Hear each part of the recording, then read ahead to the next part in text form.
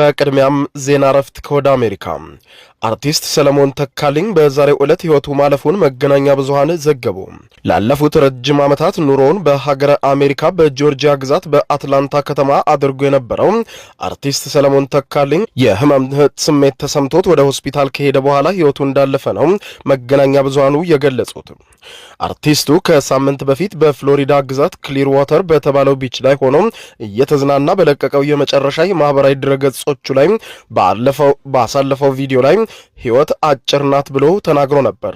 የአርቲስት ሰለሞን አሟሟት እስካሁን ያልታወቀ ሲሆን የፋሲካ በዓልን ከቤተሰቦቹ ጋር ካሳለፈ በኋላ ትናንትና አመሻሽ ላይ ትንሽ ህመም ተሰማኝ ብሎ ወደ ሆስፒታል እንደሄደና በዚያው ህይወቱ እንዳለፈ ለመረዳት ተችሏል።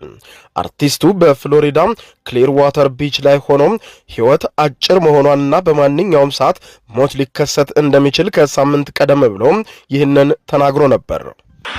አንዳንዴ ከፖለቲካውም ከማህበራዊ ህይወቱም ከጭቅጭቁም ከንዝንዙም ከሰላማዊ ህይወቱም ወጣ ብሎ ለተወሰኑ ቀናቶች ራስን ማዝናናት መንፈስን ያድሳል ብያምናለሁ። አሁን የሚገኘው ከምኖርበት ከአትላንታ ከተማ 10 ሰዓት የመኪና ርቀት ላይ የሚገኘው ፍሎሪዳ ቢች ነው። ውጡ፣ ተዝናኑ። ብቻ ዓለም እንደሆነ በማናውቀው ሰዓት ቅጽበት ምን እንደሚፈጠር አናቅምና ነገን ትተን ዛሬ እነዚህ ህይወታችንን አርቲስት ሰለሞን ተካልኝ መሀሪ። በሌላ ዜና